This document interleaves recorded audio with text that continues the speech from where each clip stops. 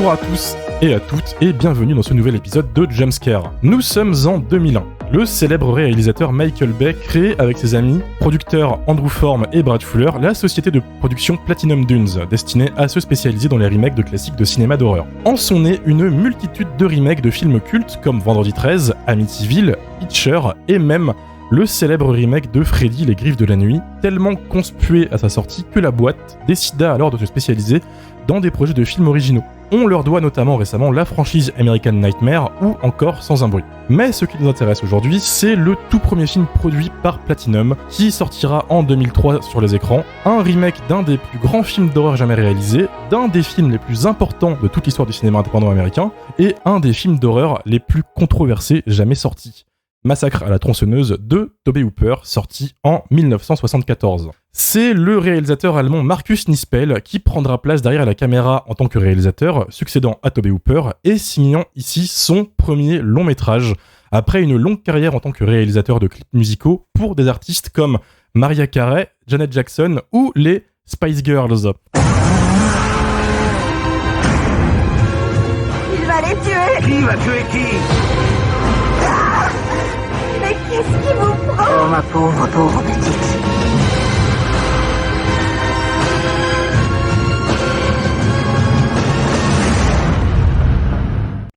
Massacre à la tronçonneuse version 2003 met donc en scène 5 jeunes qui, en route pour un concert, se retrouvent perdus au fin fond de la campagne texane. Tout déraille quand une autostoppeuse recueillie sur la route décide de se suicider à l'intérieur du véhicule, forçant notre groupe de protagonistes à aller chercher de l'aide dans une maison avoisinante. Pas de chance, ils se retrouvent confrontés à une famille de Texans psychopathes dont le fils est un colosse de 2 mètres et qui a une passion pour les tronçonneuses et les masques en peau humaine. Un postulat de départ très similaire au film original, mais avec une exécution radicalement différente, comme nous allons le voir dans cet épisode. Et pour en parler ce soir, nous sommes en présence de Mathieu, de la chaîne YouTube Le Coin du Bis. Salut. Dario, du podcast Plan Plan. Hello. Lily, chroniqueuse pour le blog du cinéma. Salut. Mylène, de la chaîne YouTube Welcome to Primetime Beach. Hello. Et nous avons une invitée ce soir. Nous sommes en présence de Mélissa, alias Wonder Vesper. Salut. Ça va ? Bah oui, ça va, très contente d'être là, à force de vous écouter depuis le premier épisode, très sagement. Très content que tu sois avec nous ce soir. Est-ce que tu peux te présenter pour notre audience ? Oui, bien sûr, j'ai eu une chaîne YouTube, il fut un temps, quand j'avais le temps de m'en occuper. Et j'ai aussi présenté des émissions pop culture et ciné sur le stream, et jusqu'à la fermeture du stream, j'étais aussi chroniqueuse Allociné là-bas pour leur petite émission. Et là, en vrai, maintenant, je fais un podcast par semaine à chaque fois qu'on me tend un micro, et puis bah maintenant, depuis quelques temps, quelques shitlists aussi. Ah, le podcast interdit lui-même. T'as déjà invité Marvin, c'est bon, hein. C'était une erreur. Sache-le. Faut savoir un truc aussi de Mélissa, c'est que elle a été l'une des premières personnes au courant de l'existence de Jumpscare avant que le podcast se fasse avec cette équipe, et que tu étais quasiment dans l'équipe originale de Jumpscare de base. Ouais, quasiment, enfin. Tu m'as envoyé chier, mais parce que tu as une relation très différente de la nôtre au film d'horreur. Et oui, car je suis ce qu'on appelle une petite pucelle. Non, j'ai vraiment très peur. J'ai vraiment très peur des films d'horreur. C'est infernal. Il me faut pas grand-chose. Déjà, les jumpscares, voilà, sans mauvais jeu de mots, je peux pas. J'ai envie de mourir. Vraiment, j'ai envie de mourir. Le sang, j'ai une tolérance. J'ai une tolérance, mais faut pas trop pousser non plus. Et voilà, et dès que l'ambiance est un peu trop tendue, c'est pas possible non plus. Donc voilà, c'est assez compliqué. Donc en fait, au fur et à mesure, j'essaye de me tester et de trouver les films qui pourraient quand même passer, parce que je suis assez triste d'avoir un pan entier de cinéma qui m'est un peu interdit, parce que j'aimerais continuer à dormir la nuit tranquillement. Tu m'étonnes. Et donc voilà, donc j'essaye plus ou moins de rattraper les lacunes rattrapables. C'est plus facile avec les films qui sont un peu plus vieux, forcément. Oui. Et sinon, bah oui, voilà, en écoutant des podcasts comme le vôtre ou ce genre de choses. Mais ouais, en gros, ma limite, ce serait du Evil Dead. Il faut que ce soit, alors du coup moins le premier, mais il faut que ce soit un peu rigolo pour un peu me dédramatiser, mais voilà, faut pas trop pousser le bouchon, quoi. Donc pas comme ce soir en fait quoi. Ouais, non, ce soir, non, tranquille, vraiment tranquille. Mais oui, j'ai encore des souvenirs de ma séance de Jusqu'en Enfer où je suis allée au lycée par peer pressure. J'ai cru que j'allais crever. J'ai passé l'entièreté de la séance à regarder des films entre mes doigts. Enfin, c'était génial. Et voilà. C'est super intéressant ce genre d'opinion puisque nous on a des avis de gens qui bouffent du film d'horreur au petit matin et toi en fait t'auras une opinion super pure parce que tu vas vraiment ressentir le film alors que nous on est plus habitués et c'est ça qu'on cherchait. Alors peut-être qu'en effet avec le recul que tu sois chez Jumpscare ça aurait été peut-être une erreur stratégique dans le sens où te balancer Ebola Syndrome dès le deuxième troisième épisode. Non mais jamais de la vie. Non mais ça aurait été bien ça. Bonne initiation. Non mais c'est pour ça que j'étais à la fois très flattée et que j'ai décliné en disant que je n'aurais rien à dire. Enfin là, du coup, je vois maintenant les films que vous traitez.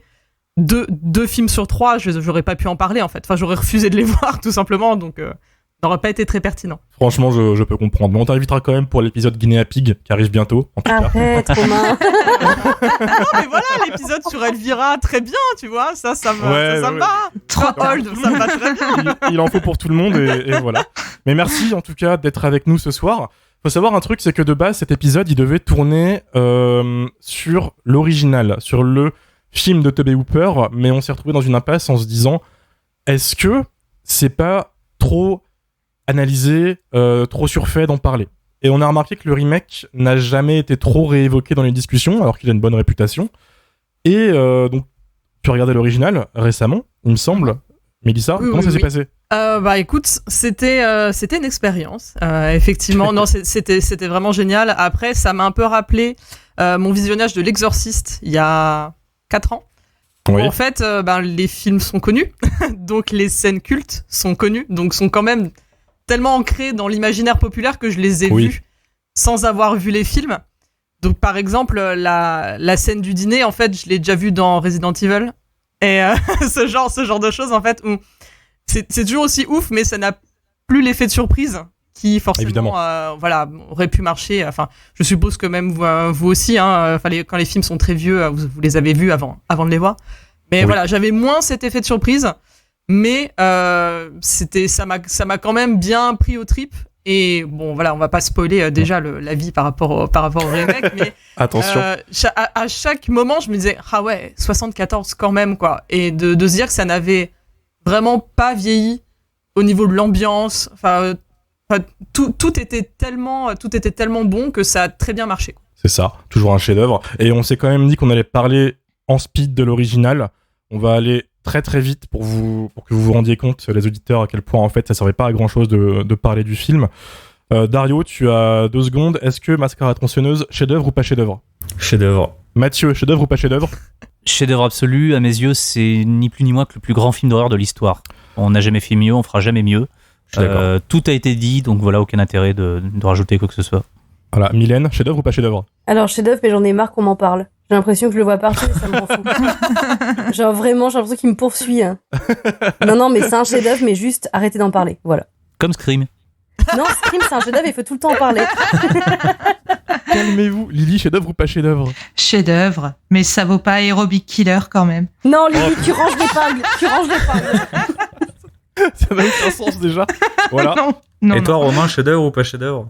Chef-d'œuvre absolu. Chef-d'œuvre absolu. Je pense que c'est le plus grand film d'horreur de tous les temps. Merci. Même si j'ai tendance des fois à penser que The Thing de Carpenter est juste un peu devant, mais c'est vraiment pas grand-chose. C'est mon ex-aequo, si tu veux, et déjà, la gueule de l'ex-aequo. Vraiment. Ouais, ça va. Quand tu dois choisir entre les deux, voilà, t'es bien, quoi. C'était le jumpscare sur le Massacre à la tronçonneuse original. Voilà pourquoi on l'a pas fait. non, mais voilà, rendez-vous la semaine prochaine, tout le monde. T'as besoin de faire 1 heure Salut, dessus pour en parler. Vraiment, le film, il est sur Filmo pour les petits budgets, ou il est ressorti en Blu-ray récemment. Si vous l'avez pas vu, vous foncez. C'est un chef-d'œuvre, faut le voir. Point. Le remake. On va en parler après. Faut savoir que c'est devenu une énorme franchise, Massacre à la tronçonneuse. Il y a eu 9 films qui ont été produits, puisque l'original est un des films indépendants les plus performants au box-office de tous les temps, en fait, tout simplement. Il y a eu quand même beaucoup de films. Alors, pour ceux qui sont un peu perdus, j'ai quand même tenté de tous les citer rapidement, parce que c'est un beau bordel, et c'est toujours marrant de voir un peu l'état de cette franchise qui est un peu compliqué. Il y a eu les 3 premiers films, du coup, après l'original. Il y a eu le 4, alias New Generation. On a une fan ici. Et après, ça part en couille. Fan, n'exagérons rien. Non Assume, Lily. Il y a eu le remake qui nous intéresse ce soir, sorti en 2003. Le préquel du remake Massacre à la tronçonneuse au commencement, sorti en 2006. En 2013, Massacre à la tronçonneuse 3D, qui n'est pas un remake ni un préquel, mais une suite à l'original de Tobe Hooper, suivi en 2017 de Leatherface, qui est d'ailleurs réalisé par des Français, par Thio et Maury. Et enfin, l'année dernière, en 2022, un Legacy sequel sur Netflix qui annule toutes les suites et qui refait un truc un peu à la Halloween de David Gordon Green. C'est une franchise qui n'a ni queue ni tête, qu'ils essayent de faire tenir alors que c'est un des films d'horreur qui est le moins franchisable au monde. D'où l'idée en 2003 de faire un remake, tout simplement, de repartir table rase. Et on va voir ce soir si ce remake de Marcus Nispel a un peu fédéré, même si j'ai déjà ma petite idée. Avant de se lancer dans la critique du remake, c'est quoi votre rapport à la franchise ? Donc Mélissa, du coup, tu n'as vu que le remake et l'original. Exactement. Mais du coup, Mathieu. Moi, c'est une franchise que j'aime bien, tout en sachant qu'en vrai, aucun film n'arrivera à égaler l'original. Donc, j'aime énormément Massacre à la tronçonneuse 2 parce que Tobe Hooper a eu l'intelligence Roue libre. de faire exactement l'inverse de ce qu'on attendait de lui, c'est-à-dire une espèce de comédie horrifique. J'aime beaucoup le film, encore une fois. Tout ce qui suit, c'est clairement pas ouf. Enfin, Leatherface, donc Massacre à la tronçonneuse 3, il a connu de gros soucis en termes de production. Donc le film, il tient pas la route. Massacre à la tronçonneuse 4, bon, à part Lily, je connais vraiment pas grand monde qui apprécie le film. En plus, voilà, faut vraiment être fan hardcore de Matthew McConaughey et Renée Zellweger pour les voir cabotiner pendant 1h20. Moi, c'est pas mon cas. Après, le fait qu'il y ait un remake de Massacre à la tronçonneuse qui est popé comme ça en 2003, pour moi, à l'époque, c'était plus ou moins une bonne idée. J'étais assez curieux de voir ce qu'ils allaient faire, surtout après la déconvenue qui a été les deux précédents films. Bon, je pense que mon avis, je le donnerai un peu plus tard, mais encore une fois, ça valide ce que je disais. C'est-à-dire que c'est peut-être très rigolo à regarder, mais à chaque fois que je vais voir un nouveau Massacre à la tronçonneuse, que ça soit au cinéma ou sur Netflix, je sais pertinemment que de toute façon, on ne pourra jamais reproduire le choc initial et que au mieux, j'aurai un bon film. Mais la plupart du temps, je suis quand même face à une grosse merde, quoi. C'est honnête, rapide, efficace. De ton côté, Mylène, tu en penses quoi de cette franchise ? Je la trouve un peu comme Hellraiser, douloureuse. C'est-à-dire que tous les opus sont tous plus mauvais les uns que les autres. Ou Scream. C'est quand même compliqué en général. Par contre, j'ai beaucoup d'amour pour le deuxième. J'ai beaucoup de... Qu'est-ce que t'as dit, Dario ? J'ai dit Scream aussi, t'as dit Hellraiser, mais Scream c'est pareil. Non, c'est pas pareil. Scream, c'est incroyable. C'est pas pire. Non, c'est pas pareil. J'y pensais très fort, mais tu vois, je l'ai pas fait. Sauf le 5 qui est vraiment pourri, soit. Mais non, du coup, j'ai beaucoup d'amour pour Massacre à la tronçonneuse 2, que je trouve incroyable. La première fois que je l'ai vu, j'étais ado. Et franchement, j'ai trouvé ça fou de faire une suite qui soit aussi différente du premier, qui soit cartoonesque, qui ait une BO. La BO est incroyable. L'affiche à la Breakfast Club, je l'aime d'amour. Voilà, j'adore le 2. Après, les suites, c'est compliqué. Le 3, à part Viggo Mortensen, qui est toujours aussi beau, il n'y a pas grand-chose à sauver. Et ensuite, en fait, c'est tout aussi compliqué que de comprendre l'arbre généalogique de la famille Sawyer, quoi. C'est un peu la fête du slip. En gros, Leatherface, c'est un peu comme Ghostface, quoi. C'est vraiment plus un costume et une aura que vraiment un personnage qui revient. C'est rarement le même. Je crois d'ailleurs, je suis plus sûre de moi, mais que c'est jamais le même qui revient, en fait, parce qu'il meurt entre les opus. Dario, de ton côté, qu'est-ce que tu en penses de cette franchise ? En fait, pour moi, c'est pas une franchise, Massacre à la tronçonneuse, parce que j'en ai pas vu beaucoup en fait de cette franchise. J'ai vu les deux premiers, le remake de Netflix, pardon, et le remake d'aujourd'hui, du coup, qui nous intéresse. Donc pour moi, là-bas, c'était pas vraiment une franchise, parce que j'ai évidemment, comme on l'a dit juste avant, je place cette franchise sur un piédestal, ce film, Massacre à la tronçonneuse, sur un piédestal. Et du coup, c'est compliqué de vouloir regarder d'autres films en fait qui essayent de suivre ce chef-d'œuvre. Donc, autant le 2, je trouve réussi plutôt bien, comme on l'a dit juste avant, parce que c'est vraiment, ça prend le contre-pied total. Autant les autres, j'avais très peu d'intérêt pour les voir, et même ce remake qui a pourtant bonne réputation sur Internet, ça m'intéressait peu. Donc là, je l'ai regardé pour le podcast. Ok, donc la découverte. Et toi, Lily, de ton côté ? Comme dit, le 1, c'est un chef-d'œuvre, il n'y a pas de débat. Et moi aussi, j'adore le 2. Je suis assez d'accord avec Mathieu sur le fait que c'était une super idée de passer à la comédie, parce que une pirouette habile pour pas souffrir la comparaison. Une fois que t'as fait Massacre à la tronçonneuse 1, c'est compliqué de faire mieux. Donc pour moi, le 1 et le 2, ce sont les meilleurs de la saga. Et par contre, le reste... Je suis d'accord. Ouais. Par contre, le reste, c'est vraiment compliqué, quoi. Alors, je m'étais fait un marathon il y a quelques années de ça. C'était avant Leatherface, donc j'en ai vu quand même pas mal. J'avais commencé un matin et j'avais fini très tard dans la nuit. Et ben, je les ai tous vus, mais je n'en ai aucun souvenir. Sauf, c'est pour ça que je sauve un peu, sauf du 4, Massacre à la tronçonneuse nouvelle génération, du coup, qui est une daube incommensurable, hein, mais il a quelques fulgurances qui m'ont bien plu.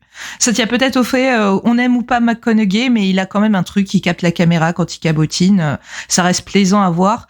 Mais du coup, j'ai un petit affect pour le 4, mais alors le reste, c'est le néant. J'ai complètement occulté les autres films. Donc, j'avais oublié le remake de ce soir. Je l'ai même confondu avec un autre, avec celui de 2013. Et sans spoiler, je crois que si je l'ai oublié, c'est qu'il y avait une bonne raison. Désolé. Yes. Merci pour ton opinion. Je suis d'accord avec toi, ça devient dur au milieu de la franchise dans les films des années 2000. Moi, c'est post-remake que j'arrive pas à suivre. Le Texas Chainsaw 3D, Leatherface, tout ça, ça se confond dans ma tête. Et je sais pas ce qu'ils ont tenté de faire. Ils auraient pu continuer un peu l'univers du remake. Ils l'ont fait avec le préquel. Et là, il y avait cette mode des films en 3D, du coup, qu'ils ont appliqué dessus. Ils ont tenté de faire une suite qui est marrante. Je sais pas si vous vous souvenez, en tout cas, de Texas Chainsaw 3D, le début, où ça reprend 1 heure ou 2 après la fin de l'original. Et il y a la seule séquence qui est pour moi bien dans ce film, où tu as le casting original qui reprend un peu leur... Ils font des caméos, il y a Bill Moseley qui joue un des rôles du premier. C'est vachement bien foutu. Ouais. Et je me dis, putain, la franchise repart. Et en fait, non, ça part dans des trucs abominables par la suite. Attends, c'est celui... Je les confonds tous, du coup, c'est celui où elle accouche au début dans l'abattoir. Non. Non, ça, c'est celui que t'as en c'est au Blu-ray. commencement, c'est le... Ah oui, ça c'est le prequel du remake. Voilà, c'est un bordel sans nom. On s'y perd. C'est très dur, très dur. Ouais. Merci pour vos avis. On va passer à ce qui nous intéresse ce soir, le plat de résistance. Massacre à la tronçonneuse 2003. Mélissa, qu'est-ce que tu en as pensé? C'est dur, hein. C'est dur ce que tu passes. C'est dur parce qu'en plus, moi, on m'a appâté en me disant oui, tu vas parler du film original, on aura ton point de vue de personne qui regarde pas les films d'horreur. Tellement désolé, je suis tellement désolé. Et après, on me dit plot twist. Tu veux pas regarder le remake de 2003 avec Jessica Biel? Pour moi, c'est un argument. Produit par Michael Bay. Les années 2000, quoi. Déjà, rien que ça, c'est des noms qui vont même plus ensemble, tu vois. C'est assez compliqué. C'est dur. C'était dur. C'était dur. Je vais quand même commencer par le positif, parce qu'il y a quand même un peu de positif, et après j'enchaînerai sur le négatif. Il y a quand même... j'aime le fait que c'est un remake qui a quand même pris quelques libertés par rapport au film original, qui peut être à la fois un aveu de « on sait qu'on fera jamais aussi bien, donc autant partir dans une autre direction ». Mais voilà, il y a quelques nouvelles idées qui sont assez sympas. Évidemment, pas cette intro absolument nulle à chier, où on retrouve voilà, les bobines. Enfin, ouais, c'est ça, on retrouve les bobines et ça fait un peu documentaire que tu regardes sur France 2 le dimanche sur les affaires classées, pardon. Avec de la rue, tu sais. Ouais, non, mais c'est un peu ça, quoi. Vraiment, faites entrer l'accusé, mais dans les pires bleds près de chez moi, quoi. Mais sinon, en vrai, je pense que le meilleur pour moi point du film qui va être cité par vous tous après, c'est le shérif, qui lui-même arrive quand même à être une figure qui est assez... t'es pas bien, quoi. C'est assez stressant. L'acteur, la prestation de l'acteur, dont j'ai évidemment oublié le nom, vous allez redonner. Early Armey. Merci. Et incroyable. Et là, oui, là, tu sens, là, t'es tendu, ça marche bien, et... justement, t'as pas besoin de te mettre un petit jumpscare ou un hurlement dans la tronche pour être quand même accroché à ton siège et à te demander ce qui se passe. Donc ça, j'ai trouvé ça assez cool. En vrai, le fait d'avoir changé à la rigueur l'histoire de l'autostoppeur, bon, pourquoi pas, mais je trouve que ça a quand même un peu moins d'impact. De prendre la jeune fille, même si ça amène, qui est moi l'autre point fort du film, qui est vraiment cette espèce de shot. Bon, de toute façon, on peut spoiler un peu, oui, ça. Oui, c'est voilà. Spoiler. on va dire le money shot du film, qui est donc la balle dans la bouche, la caméra passe à travers sa tête quand elle est encore dans la Jeep. Je trouve que le plan est incroyable. Pour le coup, là, ça m'a accueilli. J'ai trouvé ça vraiment, vraiment bien fait et vraiment cool. Et en fait, comme c'est vers le début du film, je pensais que le reste du film allait être vraiment à la hauteur de ça. Et en fait, non. Donc, je suis un peu redescendu. Après, il y a eu le shérif. Et donc, c'est remonté. Et après, je suis redescendu. Donc, ouais, un peu dommage de... Mis à part ça, en fait, je me suis fait chier. Pour tout simplement. Ah là là là là. J'ai eu du mal. Enfin, à l'instant où ça commence, alors je sais que c'est assez commun dans les films d'horreur, mais bon, quand même, je me suis dit, mais en fait, vous méritez tous de crever. Enfin, j'avais envie de sauver personne. Minute 1. Ça, pour le coup, c'est plutôt normal. Ouais, mais ils sont vraiment insupportables. D'habitude, il y en a toujours un auquel te raccrocher un petit peu, tu vois. Genre, il y a toujours un qui est moins pire. Et là, quand ça commence, ils sont tous insupportables. Même Jessica Biel ? Bah, ouais, bah déjà, elle a un chapeau de merde. Donc, t'as vraiment envie de la sauver. Comme dans le premier. Comme dans le premier. C'est vrai, c'est vrai. Ouais, mais dans le premier, je trouve que le casting était quand même bien meilleur. Enfin, voilà, des jeunes. Ça ressemble à des vraies personnes, en fait. Ouais, bah, pas des mannequins. Tu veux dire qu'il n'y avait pas ça. un petit Zac Efron du Texas ? Ouais, voilà. Là, puis en plus, même dans le premier, il y avait quand même un mec qui était en fauteuil roulant. Enfin, c'était en plus des gens qu'on n'a pas l'habitude, malheureusement moins l'habitude de voir au cinéma. Donc en plus, quand on était dans la Jeep, je me suis dit, non, bah là, c'est vraiment que des mannequins de 20 ans. Donc, j'avais un peu plus de mal, donc tous insupportables. Et ouais, et surtout, en fait, je me suis assez ennuyée. Je me suis juste, en fait... Les seules pensées qui me traversaient pendant le film, c'était elle devient quoi, Jessica Biel, déjà ? Apparaître avec Justin Timberlake. Donc à un moment, je me suis arrêtée, j'ai lancé Wikipédia, après j'ai remis pause pour étendre ma lessive et j'ai passé un meilleur moment ça, que c'est le honteux. film. Ça, c'est très honteux. Donc un peu compliqué, et même Leatherface, bah je trouve qu'il a l'impact est pas le même, quoi. J'ai pas mon côté j'ai pas mon headgang crasseux que j'avais dans le premier, et que bah du coup j'ai pas vu les autres versions, donc je peux pas comparer autre mesure, mais je trouvais que ça marchait moins bien, quoi. Ça faisait vraiment juste tu t'es fait chier. Il galère, et ouais, je suis moins prise dans la course poursuite, où vraiment à la fin il reste vraiment plus qu'elle, et où tu te dis bon allez, on va y aller, mais il y a quelques moments où c'est un peu crade, mais en fait, c'est tellement bien fait dans l'original que je trouve que ça annule toute tentative dans celui-là. Donc, bon, c'est, pas convaincu. C'est quelques bonnes idées, mais de là à justifier un remake, si, Jessica Biel a un moment qui se prend la petite douchette de l'alarme à incendie pour faire plaisir à tout le monde, parce qu'on est en 2003 que c'est Michael Bay, mais sinon... Quel plaisir. Bref. Ouais, mais ça valait un gif, ça valait peut-être pas 2 heures de ma vie, quoi. En tout cas, non mais, désolé du coup de t'avoir infligé ça, je me dis que ça va être intéressant. Non, mais pour la culture. Et tu aimes en plus les trucs de clips de tout ce qui est flashy, les années 2000, tout ça, je me dis que ce serait ton truc, tu vois. Mais oui. C'est fait par un mec qui a bossé avec les Spice Girls, tu vois. Ouais, c'est vrai, c'est pas flashy, mais par contre, il y a le montage dégueu avec le framerate qui chute et tout. Genre ça, déjà, dans les années 2000, c'était nul à chier. Donc de le revoir là, en plus, ça m'a remis un... Moi, j'aime bien. Tous les petits tics de réalisation des années 2000, moi, ça me fait plaisir. Ah ouais. Mais chacun ses kinks, chacun ses défauts. Ouais, non, mais je sais que j'ai aussi des goûts de merde aussi, hein, mais là, ça. Ok. Non, mais non, mais pas dans ce sens-là. Mais quand tu dis les tics des années 2000, je sais qu'il y a des trucs kitsch que j'adore, mais ça, c'est pas possible, quoi. Il y a pas de problème. Et encore une fois, pas à la hauteur du plan dans la tête, qui est vraiment, c'est le meilleur plan du film. Super, quoi. C'est le meilleur plan du film. Et ça, je trouve que ça dessert le reste du film. Donc voilà. Merci Mélissa pour ton opinion. Désolé de t'avoir invité en te promettant l'original et de t'avoir fait subir le remake. Voilà, c'est le jeu, c'est le jeu. Les jours de la programmation. Voilà, merci beaucoup quand même d'être parmi nous. Mais merci, je t'en prie. Dario, de ton côté, qu'est-ce que tu en penses de ce film ? Alors, ça va peut-être vous surprendre. Oh, parce que oh là, j'ai peur. J'ai l'impression que je suis celui qui le déteste moins ce soir, sans compter Romain. Donc je pense que ça peut vous surprendre. Tu me déçois. J'en suis navré. Au-delà du fait que, évidemment, je suis très fan de Massacre à la tronçonneuse, l'original, etc., c'est quand même, en termes d'écriture, je trouve que c'est un remake qui est plutôt qualitatif, dans le sens où il essaye pas trop de reprendre des trucs du premier, ou en fait même la famille, c'est même pas la même famille, là c'est les Hewitt. Oui. Donc Donc je trouve qu'il y a des efforts de fait pour essayer de sortir un petit peu de l'aura en fait de Massacre à la tronçonneuse, tout en étant quand même un remake. Je trouve que c'est relativement intéressant en termes d'écriture. Après, en termes d'écriture de personnages, etc., de scènes, ça reste quand même des scènes un peu clichés qu'on a vu 1000 fois. J'ai quand même des choses à reprocher au film, hein, malgré ce que je viens de dire.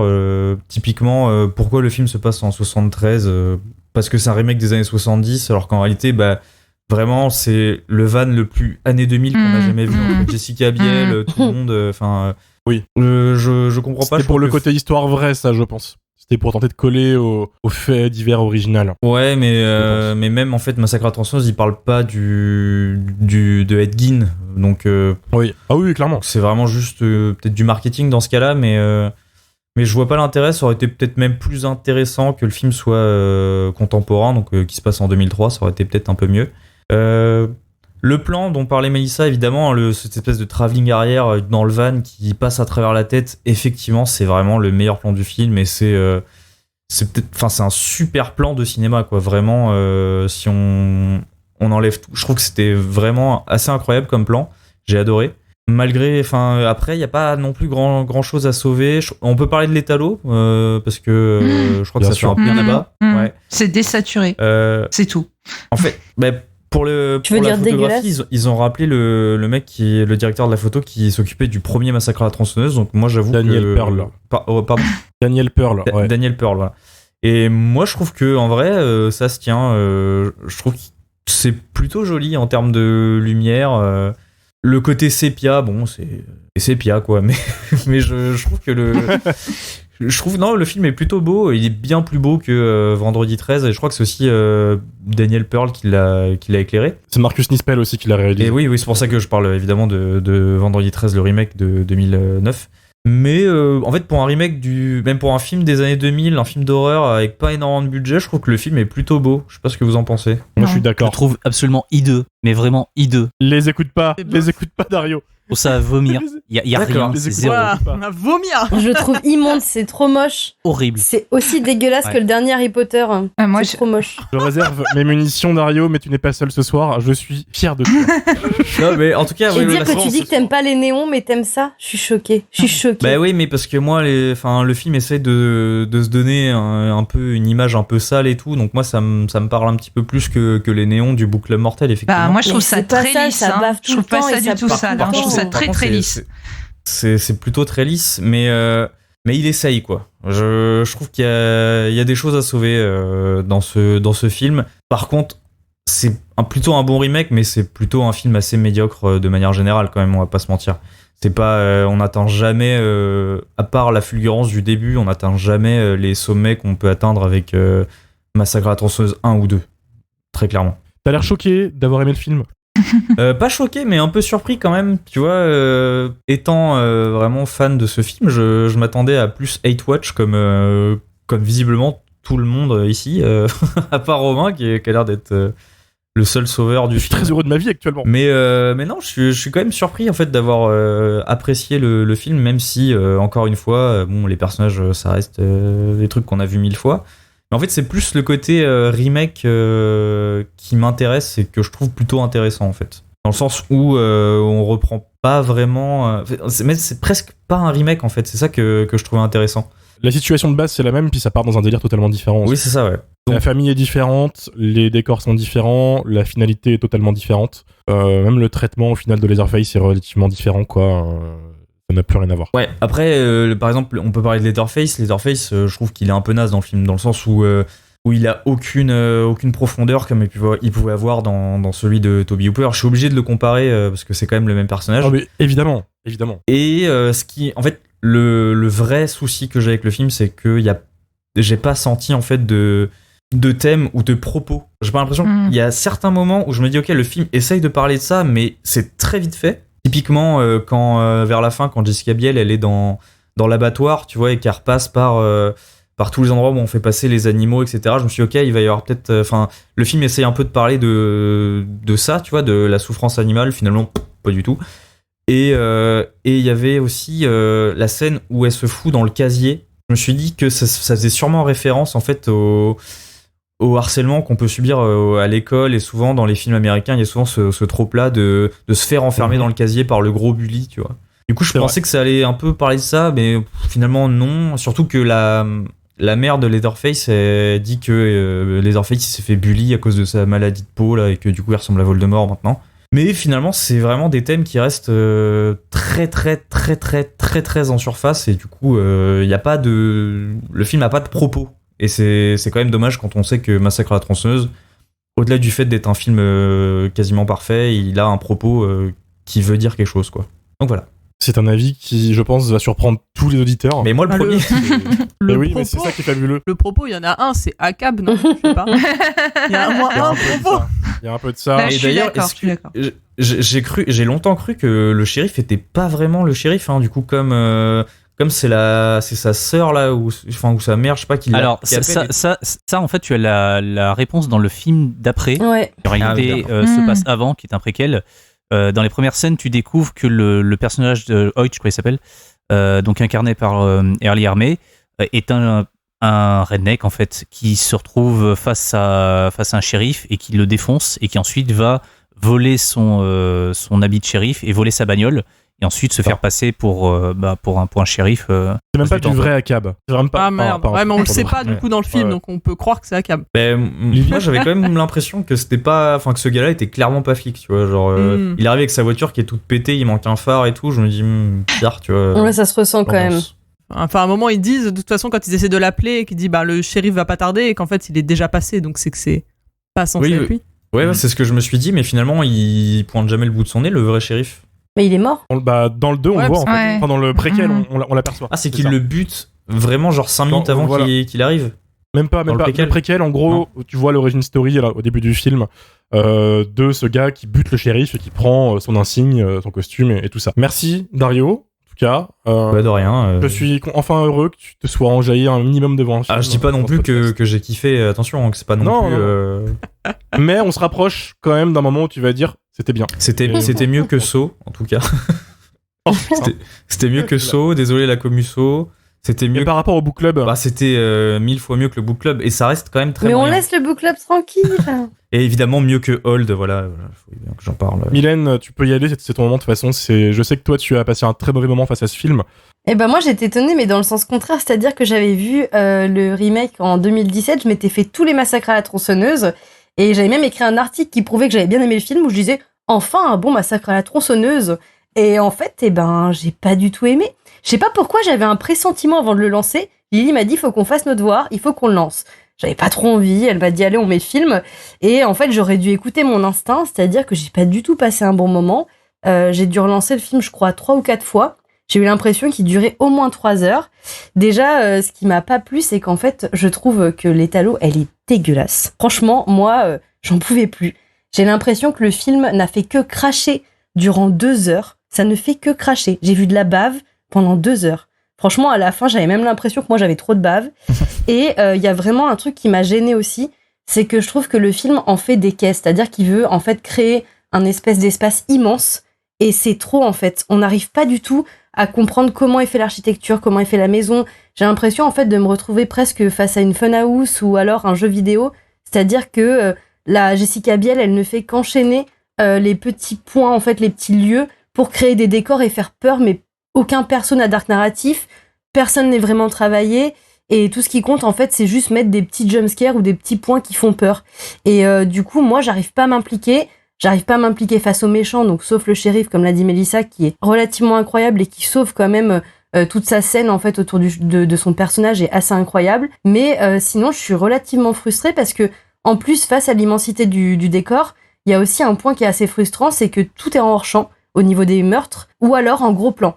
Et du coup, encore une fois, j'arrive pas à comprendre l'action qui se passe devant moi, j'arrive pas à comprendre l'espace, et il y a des vraies scènes où j'ai dit à Lily, en fait, je me sens hyper frustrée, c'est trop en gros plan, je vois pas ce qui se passe, je comprends pas où je suis, et du coup, c'est dommage, en fait, parce que même sans mettre du sang partout, c'est vrai que Massacre à la tronçonneuse, le premier, enfin le vrai, du coup, il est vraiment graphique sans en montrer des caisses, en fait, et je trouve que celui-là, il arrive pas à le mettre en scène. Et ça, c'est un peu dommage. voilà, les personnages sont vraiment insupportables. Jessica Biel, elle est sexualisée dans la façon de la filmer. Je veux dire, ce plan au ralenti sur ses fesses, c'est d'un too much. C'est vraiment. D'ailleurs, c'était pour faire référence au fameux plan du premier. Ouais. Mais justement, ça fait référence, mais c'est encore plus too much. Je trouve qu'il dure vachement plus longtemps. J'ai l'impression que c'est plus grossier. Après, c'est peut-être juste dans ma tête. Hein. Franchement, c'est peut-être moi qui me fais des films.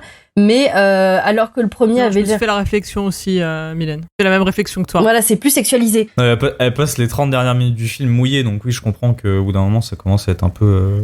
Ouais. Ce plan m'a pas dérangé, par contre, avec la fin du film, là, bizarrement, il fait humide partout. D'accord. Alors qu'ils sont au Texas, ça, il fait chaud. Nous sommes au Texas. Normalement. C'est une réflexion qu'on s'est fait avec Lily durant le visionnage, c'est-à-dire que le premier, il est très sec, poisse, et en fait, celui-là, il y a de l'eau partout, il y a toute l'eau du Texas.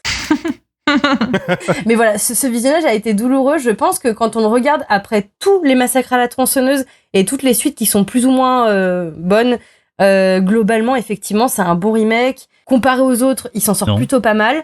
Mais effectivement, quand on le voit tout seul, bah là, moi, en fait, j'ai juste souffert. J'ai juste pas passé un bon moment. J'ai eu l'impression que c'était très long. Et encore une fois, je m'attache à aucun personnage. Et il y a que le shérif qui sauve le film, quoi. Elle est très gentille, puisqu'on recevait des vocaux sur notre discussion privée en direct live de ce moment. Et elle était beaucoup plus salée. Franchement, je m'attendais à pire. Ouais, non, mais attends, j'ai édulcoré, mais bon, la souffrance était présente. Bien sûr. Voilà. Alors que moi, je suis en colère. Voilà. On va passer à Lily. C'est le milieu de l'épisode, c'est l'instant N, du coup, où tout le monde va communier.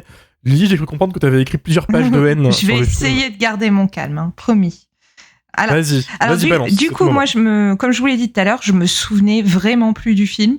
Le souvenir était extrêmement lointain, mais je savais que ça m'avait pas trop déplu à l'époque, donc milieu des années 2000 certainement. Donc j'ai insisté auprès de Mylène pour regarder le film parce que je me suis dit on va pas passer un mauvais moment. Sauf qu'en vrai, le visionnage, ça a été un enfer, j'en pouvais plus. Surtout parce que ce remake, c'est les années 2000 qui se déchaînent. Et à quelques exceptions notables, je déteste les films d'horreur des années 2000. Je trouve que c'est une des pires périodes.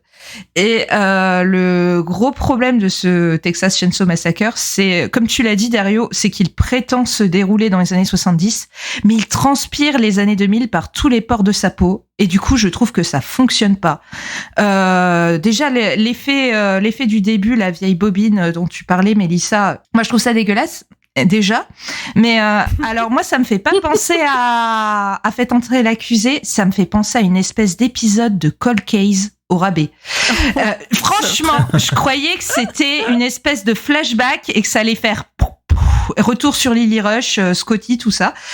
Et puis tout le film en fait a cette esthétique très lisse et désaturée des séries télépolicières des années 2000. Si bien que j'avais un doute sur le fait que c'était Michael Bay à la production. J'ai demandé à Mylène de vérifier si c'était pas Bruckheimer. Parce qu'on dirait un polar genre FBI porté disparu, quoi. Du coup, j'y crois pas une seule seconde. Aussi parce que les personnages, ils ont des looks qui imitent ceux des personnages du premier, mais c'est pas les personnages du premier. Et puis en plus, on dirait vraiment des mecs des années 2000 déguisés en hippies des années 70. Genre les nanas, elles ont des petits trucs taille basse. C'était tendance en 2004. Les années 70, c'est la taille haute et le pas de def à donf. Ça n'a rien à voir. Le blond, tu l'as dit Mylène, bah on dirait Zac Efron, quoi. Le décor, il ressemble à tout, sauf au Texas des années 70-80 qu'on peut voir dans les deux premiers. Et vous allez me dire, c'est des détails. Sauf que l'accumulation de détails fait que j'y crois plus du tout, en fait. D'autant que il y a un thème qui obsède Toby Hooper durant toute sa carrière, des massacres à la tronçonneuse et même plus tard dans le crocodile des années 2000 aussi, ça marche aussi. C'est l'opposition entre génération et ou classe sociale. Le remake de 2003, il essaye de s'y raccrocher, mais comme tu l'as dit aussi Dario, c'est vraiment survolé, quoi. C'est toutes les thématiques, elles sont qu'effleurées du bout des doigts. Du coup, je me retrouve devant un survival moyen des années 2000, complètement superficiel, avec aucune profondeur, qui n'a que Leatherface pour se raccrocher à son héritage. Et on pourrait se dire, c'est pas grave, il y a des bonnes scènes gore quand même, mais même pas. En fait, je trouve que le suicide au début, donc avec le travelling et puis les petits bouts de cervelle après un peu partout, c'est assez réussi, c'est même très réussi, mais c'est tout en fait. Et le film, il a compris que c'était tout ce qu'il avait en termes d'effets gore. Donc, il y retourne tout le temps dans le film. On y revient tout le temps sur cette banquette. Et on appuie tellement sur ce détail que ça devient lourd. Et les autres meurtres, en vrai, comme l'a dit Milan, ils sont hors champ ou en plan resserré. Et il y a à peine quelques effusions de sang. Et puis, je trouve que le film est très très long à se mettre en place. On s'ennuie pendant bien 40 minutes avant que ça décolle. Et quand ça décolle, j'y crois tellement plus que j'en viens à dire, ça, là, tu vois, c'est pas possible. Genre, quand il lui coupe la jambe avec la tronçonneuse, j'ai dit à Mylène, mais il y a au moins 4 sacs artères dans une jambe, le gars, il devrait pisser le sang et mourir en moins d'1 heure. Sauf que là, ça saigne même pas, et il survit presque pépouze. Puis, il y a aussi Leatherface qui leur plante des crochets de boucher dans la moelle épinière. C'est pas possible de pouvoir continuer à bouger après ça. Le blond, il fait une petite traction là pour essayer de se dégager tant bien que mal. J'y crois pas, en fait. Je sais que les films d'horreur, c'est pas tellement réaliste, sauf que quand c'est bien fait, t'y crois quand même. Mais là, pour moi, rien ne fonctionne. Le film n'a ni le génie du premier Massacre à la tronçonneuse, ni la panache d'être un bon spectacle de divertissement. Donc pour moi, c'est juste un remake raté des années 2000 parmi tant d'autres. Voilà. Waouh. Oui, pardon.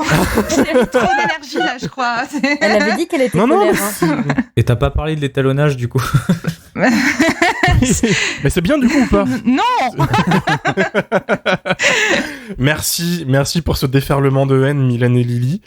Je dois m'excuser encore une fois, quoi. C'est un plaisir parce que c'est moi qui ai programmé le film et je pensais que vous alliez passer un bon moment. Je pensais que c'était votre cam. Je pensais que ça passerait des choses ce soir, mais visiblement ça passe des choses, mais pas celles que j'avais imaginées. On est désolé, Romain.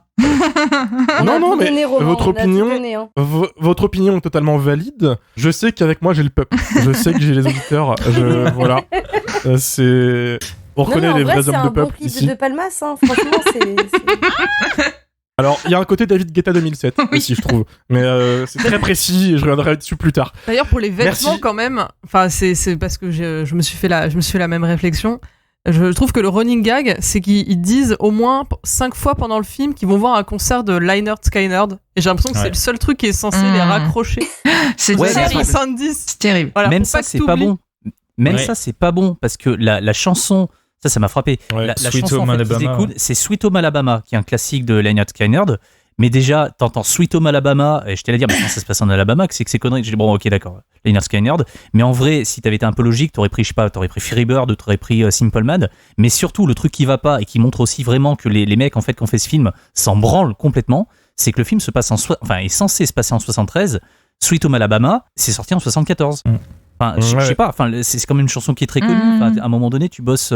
Continue, Mathieu, c'est ton moment là. Ok, bon. Du coup, j'attaque avec mon avis. Oui, c'est voilà. Je passerai derrière. J'essaierai de colmater la brèche avec le scotch. C'est une brèche là. Hein. Alors, je vais déjà commencer par les points positifs parce que très clairement, ça va aller très vite.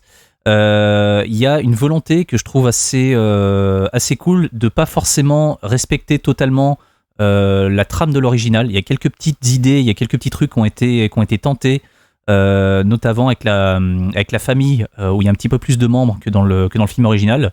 Il y a des personnages qu'on voit très furtivement, mais que je trouve assez peut-être pas marquant, mais assez réussi.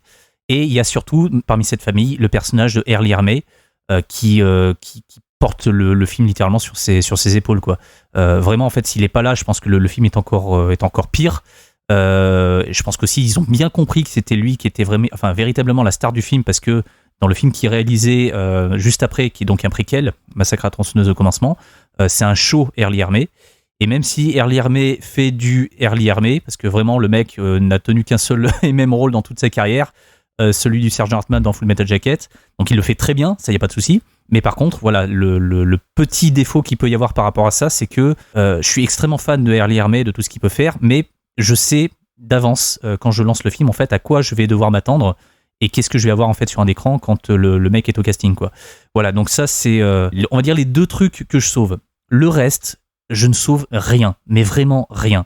Et là, je rejoins vraiment à 200% tout ce qui a été dit en fait par Lily, parce que vraiment, c'est exactement ce que je pense aussi.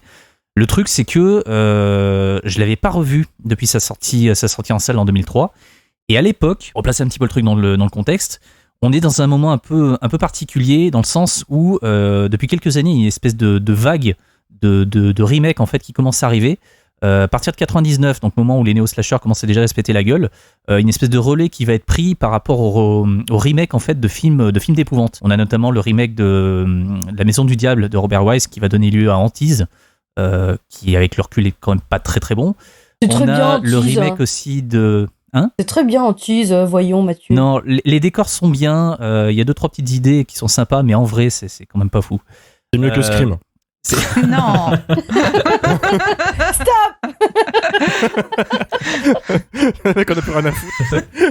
Alors, la même année, on va voir aussi le remake de La Nuit de tous les mystères avec Vincent Price, qui est petite série B pas très très connue, mais qui va donner La Maison de l'horreur, qui là aussi est pas non plus transcendant.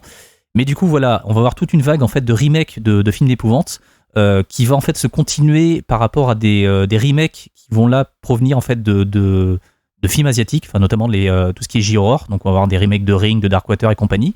Et du coup, vu que ça marchait, c'est pas forcément des bons films, mais vu que ça marchait, les mecs se sont dit bah tiens, on va faire aussi des films, des remakes de films d'horreur. Et étant donné que en fait au début des années 2000, les mecs savaient pas encore trop où aller parce qu'encore une fois, voilà, le néo-slasher était clairement sur la fin. Ils ont, je pense, souhaité pas forcément prendre trop de risques. Ils se sont dit on va remaker en fait des grands classiques de l'horreur. Vu que les gens en fait veulent voir des trucs un peu autres et qui surtout vont beaucoup plus loin dans le gore et dans la violence et dans le sang et tout ça, on va pas aller dans le slasher, on va aller dans ce qu'il y avait avant, donc les années 70. Et du coup, on a eu un premier remake de Zombie qui était, je crois, le premier film de Zack Snyder. L'Armée des Morts. À l'époque, en fait, tout le monde avait...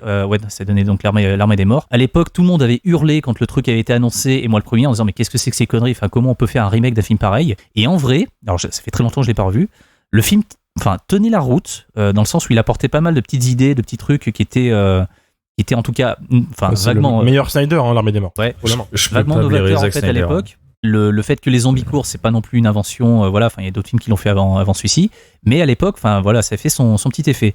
Et du coup, dans la foulée, ils se sont dit, tiens, on va pouvoir lancer quelque chose, donc on va faire des remakes de plein de grands classiques des années 70, et donc Massacre à la tronçonneuse est arrivé très rapidement. Sauf que, même en ayant apprécié le remake de Zombie, j'étais là à me dire, putain, mais faire un remake de Massacre à la tronçonneuse, vous êtes tarés les mecs, en plus, par la boîte de Michael Bay, non, c'est pas possible. Et je me rappelle, en fait, avoir été très surpris par ce que j'ai vu en fait en salle, dans le sens où je connais parfaitement le film de Toby Hooper, et là j'avais quelque chose qui jouait pas du tout sur la même vibe, qui était par moments, en tout cas dans mon souvenir, relativement, voire même très gore. Je suis sorti du film en disant putain, à un moment il y a une jambe coupée et tout, un gros plan et tout, putain ça charcute et tout, c'est pas mal. Et je pense qu'on est beaucoup en fait à avoir été dans ce cas-là, d'avoir été surpris par le film dans le bon sens, et d'avoir gardé un plutôt bon souvenir de ce truc-là. Sauf que ça fait 20 ans que je l'avais pas revu. Là, je l'ai revu pour les besoins du podcast il y a 4 ou 5 jours. Et en vrai, plus les jours passaient, jusqu'à maintenant, plus j'y repensais et plus je me disais qu'en vrai, c'était de la merde. Et vraiment, à tous les niveaux. J'ai jamais eu une espèce d'ascenseur émotionnel en termes d'avis aussi violent que ce truc-là. Et en vrai, il y a juste rien qui va. Comme disait Lily, le film transpire vraiment les années 2000 dans tous les sens.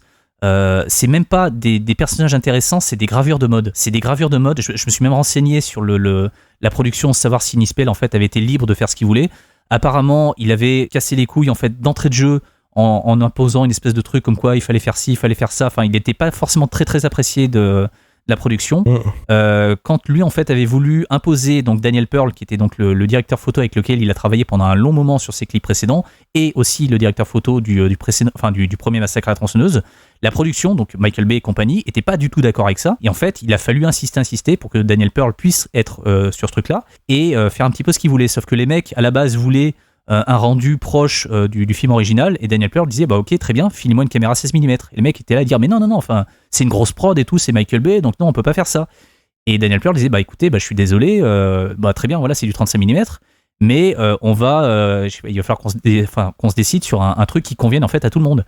Et là où les mecs voulaient une espèce de truc granuleux comme le film original, et d'un côté t'avais Marcus Nispel qui voulait un truc qui ressemblait à un clip, on a quelque chose en fait au final qui est une espèce de mélange des deux, et qui en vrai ne ressemble à rien, mais vraiment à rien. C'est-à-dire que le film est désaturé dans tous les sens, c'est laid, mais laid constamment.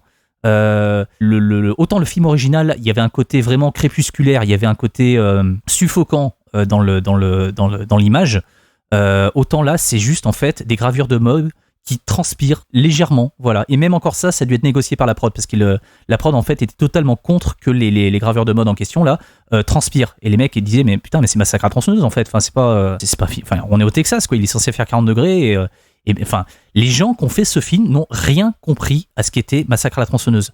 Les mecs se sont contentés de faire une espèce de pseudo-survival, mais sans en comprendre les règles, sans comprendre véritablement aussi ce que raconte, enfin, ce qui est censé raconter un survival. Et on se retrouve avec un truc totalement bâtard, extrêmement daté, extrêmement marqué par les années 2000, où, encore une fois, vraiment ce qu'on retient, c'est le fameux plan dont on a parlé à plusieurs reprises, de la caméra qui passe à travers le trou dans la tête de la personne qui vient de se suicider et qui sort à travers la vitre arrière de la bagnole pour ensuite aller se perdre dans les hautes herbes, tout ça. C'est très bien fait techniquement, ça j'en doute pas, il n'y a pas de souci, mais par contre, c'est un truc qui est purement tape à l'œil. Est-ce qu'on va se rappeler de ce plan, en fait, dans 10, 15, 20 ans, ou est-ce qu'on aura tous encore en mémoire le plan qui a inspiré ce plan-là, issu de film original, qui est le fameux plan en contre-plongée où, en fait, la caméra passe sous une balançoire pour continuer à suivre, je crois que c'est Pam, qui va en direction de la baraque. C'est tout simple, en fait. C'est vraiment pas compliqué à faire, mais n'empêche qu'on se rappelle tous, enfin, toutes et tous de ce plan-là. Alors que le truc de 2003, c'est juste un machin tape à l'œil avec du numérique par-dessus pour cacher les machins qui allaient pas, quoi. Enfin bref, voilà, c'est encore une fois, même ce truc-là qui est techniquement extrêmement réussi, je le trouve encore une fois très daté 20 ans plus tard. Il y a aussi le fait que le montage est horrible. Comme disait Lily, en fait, on ne comprend rien en termes de ou Mylène, je sais plus, en termes de localisation. Les scènes de course-poursuite, là où dans le premier film, en fait, elles sont extrêmement claires, on sait parfaitement où on est, et en fait, Leatherface est extrêmement menaçant quand il court après Sally. Là, chaque plan dure maximum 1 seconde. Est-ce que quelqu'un, en fait, est capable de me dire véritablement à quoi ressemble le masque de Leatherface sans regarder l'affiche ? Personne. Enfin, on ne voit rien. C'est bien la peine d'avoir KNB, en fait, aux effets spéciaux pour leur faire faire de la merde filmée avec les pieds, quoi. C'est juste nul. Le montage, encore une fois, c'est fait par un mec qui bosse avec Michael Bay. Le mec a monté Rock, a monté Armageddon, donc c'est vraiment pas le mec à foutre sur un film de ce type. Je suis désolé, faut instaurer une tension, faut jouer avec la temporalité. Là, c'est juste tous les plans, ils durent 1 seconde, quoi. Et puis même, enfin, l'antagoniste, en fait, c'est même pas Leatherface, quoi. C'est Earl Yarmey, c'est un show de Earl Yarmey, quoi, qui est peut-être très rigolo en soi, mais qui est totalement hors sujet par rapport à ce qu'est Massacre à la tronçonneuse. Alors oui, il y a des personnages qui sont un peu pétés, un peu rigolos dans le premier et dans le deuxième film. Mais là, vraiment, Leatherface, pour moi, c'est pas Leatherface. C'est Jason. Le mec, en fait, c'est un rugbyman, c'est un bodybuilder. Le truc, il est inarrêtable. Et le côté un petit peu ambigu, un petit peu bizarre qu'il y avait dans les Massacres à la tronçonneuse originaux, là, on l'a totalement perdu. On a une espèce de gros bœuf qui fonce la tête la première. En vrai, c'est même pas Leatherface, quoi. C'est Jason qui a juste changé de masque. Pour moi, c'est ça. Enfin, je trouve le truc absolument est vraiment raté à tous les niveaux, quoi. La photo n'est pas bonne, le montage n'est pas bon, les acteurs sont pas bons, les choix de production sont pas bons. Même le début, putain, enfin, tout à l'heure on parlait de cette espèce de bobine là qui avait été retrouvée où tu vois un policier en train de descendre dans la maison des je me rappelle même plus leur nom. Là, les Hewitt, ouais. Et oui, attends, puis alors il tient son micro, oui, attention, là il y a une marche et tout, voilà, je suis en plein dans le truc, et enfin, mais c'est Massacre à la tronçonneuse ou c'est Projet Blair Witch là, enfin, tu sens vraiment en fait le truc qui se raccroche à toutes les modes du moment et qui en fait donne un truc totalement bâtard et qui n'a juste absolument aucun foutu sens. Et en vrai, voilà, si vous voulez voir un bon Massacre à la tronçonneuse parmi tout ce qui a pu être fait après les 2 premiers films de Toby Hooper, contre toute attente, il faut voir le film qui a juste après. C'est Massacre à la tronçonneuse au commencement et qui en fait réussit à faire tout ce que n'a pas pu faire ce film-là, c'est-à-dire être effrayant, être tendu, être bien filmé et surtout être gore. Parce que le film en fait... Ça, c'est le préquel du remake. C'est le préquel du remake. Oui. Ouais. Ok. C'est ça, ouais. Le film en fait est clairement, je crois qu'il est en 2006 si je dis pas de bêtises. Oui, 3 ans plus tard. Voilà. On est en plein dans la vague du torture porn. Donc cette espèce de vague en fait sortira, je crois, enfin va démarrer en tout cas en 2004. Enfin tout du moins aux États-Unis, parce qu'en vrai, certains pays qui n'ont pas attendu forcément Zoé Hostel pour verser dans le film de torture. Enfin bon, bref. Mais du coup, voilà, Massacre à la tronçonneuse, le commencement explicite. Alors qu'il n'y aurait peut-être pas forcément besoin de certaines choses en fait de ce film-là, mais surtout corrige tous les défauts, et Dieu sait putain s'il y en a, de ce film, avec enfin quelqu'un qui sait filmer, quelqu'un qui sait tenir une caméra, quelqu'un qui sait monter, et surtout des vrais massacres, et pas des trucs qui sont ellipsés et montés n'importe comment, parce que comme disait Lydie, putain, il y a des meurtres, juste on voit rien. Le mec avec des lunettes à la fin, là, il se prend un coup de tronçonneuse, on sait même pas s'il est vivant ou s'il est mort. Il y a juste rien, quoi. Il y a un personnage, on n'a pas su si on avait fait un burn-out et qu'on avait perdu un bout du film. Ouais. Non, la rousse, à la on fin, s'est dit avec Lily, où est la rousse? Je ne sais pas où est passée la rousse. Elle se fait fumer là devant, à coup de tronçonneuse. Il y a toutes les plumes qui volent et c'est là où il a le masque du mec de Jessica Biel. Quand il se retourne c'est à ce moment-là qu'il par terre et il la tronçonne en deux en fait. D'ailleurs, ce plan, j'aime bien moi ce plan par exemple avec les plumes qui volent et tout, avec la lumière. Il y a plein de plans sympas. Il est trop court, on n'a pas compris, tu vois. Ah bah ouais, je me rappelle du masque et tout, mais vraiment, et pendant 10 minutes après, on s'est dit, elle est où? On s'est dit, merde, on l'a perdue. Ouais, mais cette esthétique en fait super léchée, moi je la trouve vraiment en contresens total avec ce qui est censé raconter Massacre à tronçonneuse, quoi. Massacre à tronçonneuse, c'est un survival qui se passe au Texas où il fait 40 degrés à l'ombre. À quel moment il y a des plans chiadés, machin. Enfin, à un moment donné, il y a un mec qui court au milieu de draps suspendus et des draps, il y en a pas 3 ou 4, quoi. Il y en a juste 125. Et t'es là à dire, au bout d'un moment, le truc il s'arrête quand? Enfin, c'est. Non, mais surtout, sans des draps, abrutis, quoi. Ouais, surtout, ça dure tellement longtemps cette séquence. Je me rappelle qu'on s'est fait la réflexion avec Lily, on s'est dit, putain, mais ils ont combien de draps dans cette baraque? Il y a combien de lits? Ils sont hyper propres en plus. Non, mais c'est parodique là. Ouais. Et le dernier truc ultime, vraiment, là que j'ai grillé quand j'ai revu le film, parce que vraiment c'est très furtif, mais je trouve que c'est vraiment symptomatique du problème qu'est ce film. À un moment donné, je sais pas si vous vous rappelez, on est avec Leatherface et il y a un plan très rapide sur une tête coupée qui est dans une espèce de bac. Est-ce que vous vous rappelez de ce plan-là? Harry Knowles. Voilà. Ouais. Et en fait, en recherchant un petit peu sur le film, je suis tombé sur un article qui mentionnait donc Harry Knowles. J'étais à dire, mais putain, mais c'est pas possible, quoi. Et Harry Knowles, c'est le mec en fait qui était à la tête de Anything Cool News, qui était un des grands sites en fait de news sur le cinéma fantastique, d'horreur, etc. début 2000. Et apparemment, il y a pas mal de personnes en fait qui chiaient sur le film alors que le truc était même pas encore visible. Et en fait, la production s'en est sortie en faisant faire des interviews à David Pearl. Et les mecs, après, quand ils ont vu ça, ils se sont dit, ah, mais en fait, c'est le même directeur photo sur le remake et sur l'original, donc ça sera forcément bien. Et après, je sais pas s'il y a un lien de cause à effet avec le fait que le mec du site se retrouve en caméo avec sa tête coupée dans un truc. Mais putain, qu'est-ce qu'un truc du début des années 2000 vient faire dans un film qui est censé se passer en 1973, quoi? Non, enfin, même pour la blague, je trouve vraiment ça, enfin, ça n'a rien à foutre là. Et du coup, t'as aimé ou pas? J'ai pas. Pour moi, il s'est décomposé au fur et à mesure. C'était tellement drôle à voir. J'ai du boulot. Je veux juste rebondir sur ce qu'il a dit, sur un truc que Mathieu a dit, où il parlait justement de ces top modèles qui transpirent à peine. Ben, tu vois, dans le remake Netflix, ils ont foutu de la transpi partout et ça marche pas non plus. Donc je sais pas, peut-être que l'original, il a réussi à capturer un instant de grâce avec la transpiration qui n'a jamais été possible après. Le problème, entre guillemets, de Massacre à la tronçonneuse par rapport à ses suites, véritablement, c'est ça.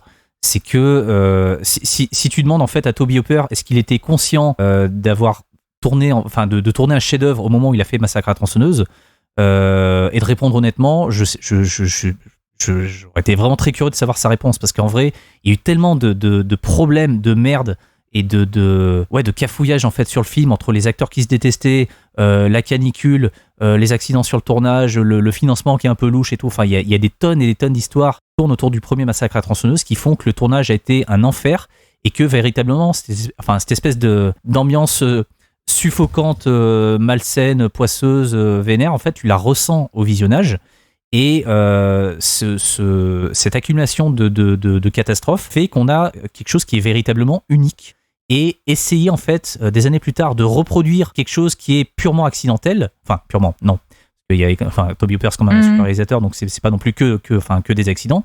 Mais vouloir reproduire exactement la même chose en essayant artificiellement de refaire, en fait, ces trucs un peu accidentels, je trouve que vraiment, ça n'a aucun sens. Je suis pas d'accord. Soit tu pars dans un truc qui n'a strictement rien à voir et tu fais Massacre à la tronçonneuse 2 et c'est très bien, soit tu fais ce truc là et faut t'attendre en fait à vraiment bosser ton truc en amont pour encore une fois faire autre chose, parce que si tu essaies de refaire Massacre à la tronçonneuse à l'identique, juste c'est pas possible, parce que le film c'est aussi construit sur ces accidents. Mais je suis pas d'accord avec toi dans le sens où tu dis que le film essaie de recréer la magie un petit peu du premier.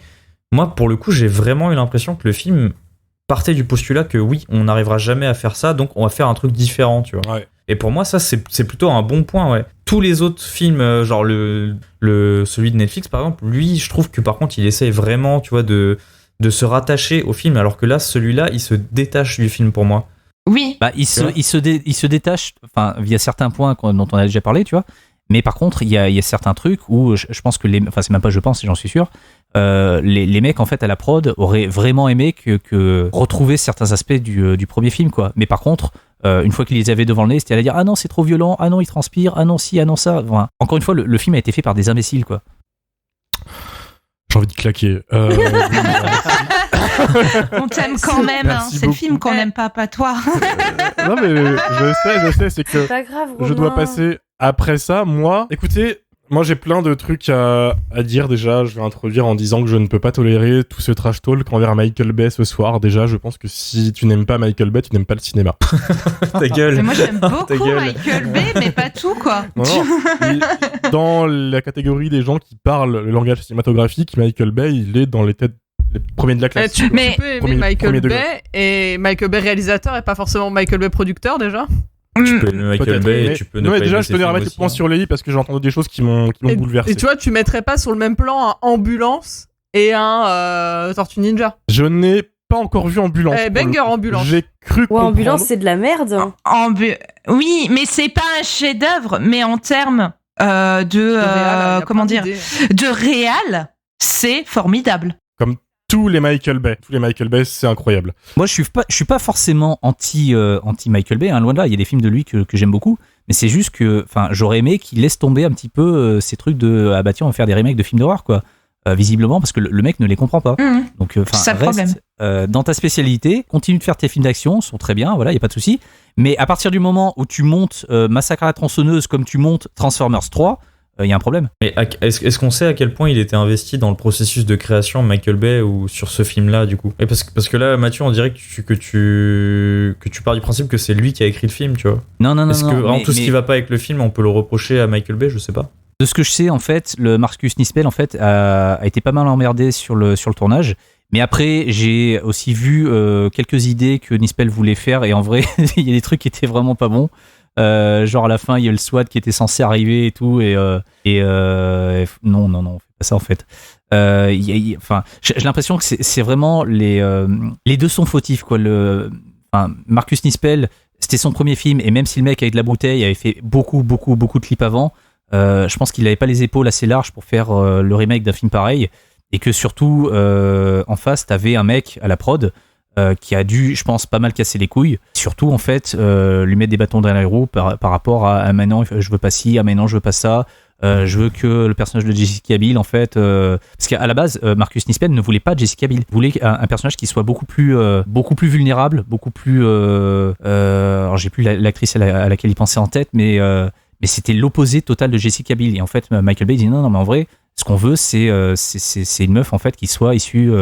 d'un magazine People ou quoi, ce qu'on veut c'est une gravure de mode, quoi. Donc pour rebondir sur ce que tu disais, Mathieu, quitte à prendre un gars qui fait des clips, fallait prendre Rob Zombie sur ce film, je pense. Je suis pas un grand fan de Rob Zombie, mais je pense que Rob Zombie aurait dû faire un Massacre à la tronçonneuse. Le Halloween de Rob Zombie est un Massacre à la tronçonneuse qui s'ignore. C'est le gros problème de son Halloween. Oui, non, ça c'est un autre débat. Alors, comment passer après ce déferlement de haine? Outre mon amour de Michael Bay, j'ai aussi, je dois l'avouer, moi, vraie appréciation de Marcus Nispel, qui a fait plein de trucs sympas, des clips de fou, qui a aussi fait un des meilleurs Vendredi 13, c'est-à-dire qu'il a réussi à faire Vendredi 13 1, 2 et 3 en un seul film, sans le faire en mode chiant, comme les originaux. Désolé, je sais qu'il y a des gens qui vont pas aimer cette phrase. Il a beaucoup mieux compris, je trouve, Vendredi 13 que Massacre à la tronçonneuse. Je suis d'accord. Ouais, je suis d'accord. Bah, c'est ce que disait Mathieu, Leatherface, Ouais. c'est Jason dans le film, hein, donc... Je suis pas d'accord avec toi, Dario, quand tu dis que le film n'a pas de propos.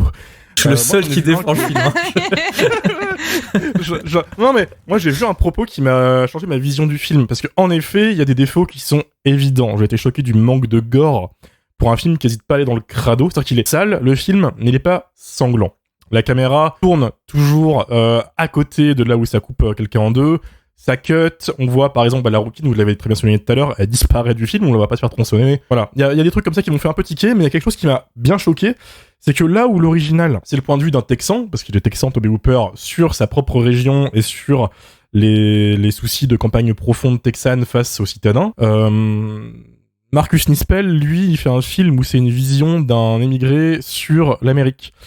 Et ça se passe par la présence du fameux shérif, qui est pour moi la meilleure idée du film. On l'a tous souligné, de toute façon, c'est l'attraction principale. Et quand tu sais que Marcus Nispel ne voulait pas faire ce film, et que c'est Daniel Pearl qui l'a forcé parce qu'il trouvait ça marrant, lui, de commencer sa carrière avec Massacre à la tronçonneuse et de finir avec, et qu'il a donc forcé un peu son pote à venir, etc. Je comprends un peu mieux, je trouve, le vrai propos du film, c'est que Marcus Nispel n'avait pas envie de faire ce film, et qu'il chie sur l'Amérique, déjà, tu vois, avec... la corruption des flics, le choc des générations, qui est déjà un gros point dans le premier, mais qui est encore présent, puisque au final, les jeunes se font que confronter par des plus vieux qui font que les manipuler pour aller crever, déjà. Il y a plein de trucs comme ça qui m'ont fait tiquer, et du coup, il crée cet espace où il dégueule sur l'Amérique, en fait. Moi, je l'ai vécu comme ça. Il veut pas être là, et il vomit sur l'Amérique. Et du coup, c'est encore plus accentué par ce casting qui est rempli de, vous l'avez dit, c'est des gravures de mode, qui sont des clichés totalement américains, qui l'envoient se confronter à la mort, littéralement. Tu vois, ils sont torturés tout le long du film, ils sont massacrés, etc. Ils se font malmener par le shérif, qui, du coup, pour moi, représente un des soucis qu'il voit dans l'Amérique. D'ailleurs, peut-être un peu très en avance sur le sujet, puisque les flics aux États-Unis, vous savez que c'est un des sujets qui remonte de plus en plus et qui est devenu au fil des années un vrai sujet de société. Donc je suis pas d'accord quand tu dis qu'il a pas de propos, le film. Et à côté, je trouve que le film, il a une ambiance de psychopathe. Vous avez dit qu'il y avait un seul plan qu'on retenait dans le film, le fameux plan où on passe à travers la tête d'un mec puis à travers le van. Moi je suis pas d'accord. S'il y a un truc qui sait faire Marcus Nispel, parce que c'est un ancien clipper, c'est composer des plans. Il y a des tonnes de plans larges d'extérieur qui sont fabuleux. Attends, tu trouves vraiment que la baraque est belle ? Vraiment, tu trouves vraiment que la baraque est belle ? Dans ce qu'elle fait, elle est fabuleuse. Je crois que je suis un peu morte devant cette scène. Non mais vraiment, comment marquer en fait le refus absolu de refaire l'original et de céder à cet esthétisme qu'on lui force dans la gueule, ta baraque, c'est un cube Minecraft, tu vois. Et enfin, il y a plein de trucs comme ça que j'ai trouvé en fait super ingénieux. Évidemment, Hermé, merci, je voulais pas dire Harvey, ouais, je veux pas confondre, désolé. Évidemment, c'est le génie, bon, vous l'avez déjà encensé, je veux pas non plus trop passer par là. J'ai un gros défaut avec le fait qu'en fait, ce film, c'est un massacre à la tronçonneuse. Je pense que ce serait pas un massacre à la tronçonneuse, ça irait mieux, il y aurait pas Leatherface, ce serait beaucoup mieux. Et comme tu l'as dit, Mathieu, le préquel le comprend beaucoup mieux puisque c'est un film sur le shérif. Je suis pas du tout aussi violent que vous par rapport à l'espace, le montage et tout. Il y a en effet, je pense, un souci à la prod puisque on t'a vendu un film vraiment crade et au final, il y a pas une gouttelette de sang. C'est très dommage. Ce qui est le cas du premier. Ce qui est le cas oui, du voilà, mais c'est ça. Hein. C'est ce que j'allais dire. En fait, en quoi c'est choquant ? Parce que c'est pas un film qui se veut gore en fait. C'est un film qui est crade, c'est un film qui est sale, mais c'est pas un film gore. Ouais, mais cette impression d'avoir vu un film gore, je pense qu'elle est aussi liée en fait au moment où on a vu le film à sa sortie, donc en 2003. Parce qu'on était entre deux trucs. On était donc juste après, en tout cas sur la fin du néo-slasher, où en termes de gore, il y avait juste rien. Et on n'était pas encore au moment où le torture porn allait justement en foutre des tonnes et des tonnes plein les murs, quoi. Donc on était dans une espèce d'entre-deux. On était là à dire waouh, une jambe coupée, oh putain, c'est ouf, c'était complètement gore. Alors qu'en vrai, non, c'est extrêmement furtif. Et à l'époque, on est ressorti avec ce truc-là de se dire oh putain, le remake de Massacre à la tronçonneuse est extrêmement gore. Alors que quand tu regardes Massacre à la tronçonneuse au commencement, qui a été fait juste après, c'est vraiment gore. Là, c'est vraiment gore. Oui. Parce que, encore une fois, il a été fait pendant. Et la franchise devient de plus en plus gore sur le long terme en plus. Tu vois, après, il y a une surenchère qui s'est créée. Mais par contre, c'est un excellent film d'horreur sensoriel. Puisque tu ne vois pas certaines choses. Mais je pense par exemple au fait que tout est humide, tout pue. Vraiment, la maison des Hewitt, il y a juste un plan au moment d'un robinet qui s'ouvre. L'eau, elle est marron, caca, dégueulasse. T'as envie de cringer vraiment. Il y a un moment que je trouve vraiment très efficace là-dedans et qui symbolise bien en fait ma vision de ce qu'il tente de faire avec ce film au lieu d'un film gore. Tu vois, à ce moment où il y a un des gars qui est accroché par un piquet dans le dos et qui fait une traction pour s'enlever, tu ne vois pas le crochet, mais le mec d'un coup en fait retombe sur le crochet. Il y a juste un bruit de mastication de comme ça et ça marche super bien. D'un point de vue sensoriel, d'un point de vue sonore, d'un point de vue texture, ce film c'est du pain béni. Et la copie Blu-ray, d'ailleurs, je la recommande. Tu vois tout en Full HD, tu vois la fameuse transpiration là qui vous faisait chier tout à l'heure, là, tout ça. C'est parfait. La cave est immonde, le film, il pue. Et franchement, c'est un truc qu'on voit plus beaucoup. Et ce qui me mène du coup à mon dernier point de défense, avant que vous m'engueuliez, parce que je vois vos mines... je vois que Mylène elle est à moitié morte. Ce qui est fascinant avec le recul sur ce film, c'est à quel point c'est le blueprint, le plan de tout ce qui va se faire après. Encore un peu calme si tu veux. Mais en fait, tu retrouves dans ce film ce qui va la structure de La Maison de Cire, un autre remake qui arrivera après. Il y a un peu de La Colline à des yeux. Ouais, mais c'est mieux La Maison de Cire. Meurt, donc ça passe. Moi j'aime bien La Maison de Cire. Oh. C'est mieux, ouais. D'ailleurs, on a envie de regarder plutôt celui-là. Ouais. On aurait dû faire La Maison de Cire, en fait. Je répondrai pas à ces provocations. Désolé. Moi, voilà. Des mesquineries, là. Vous ne m'aurez pas.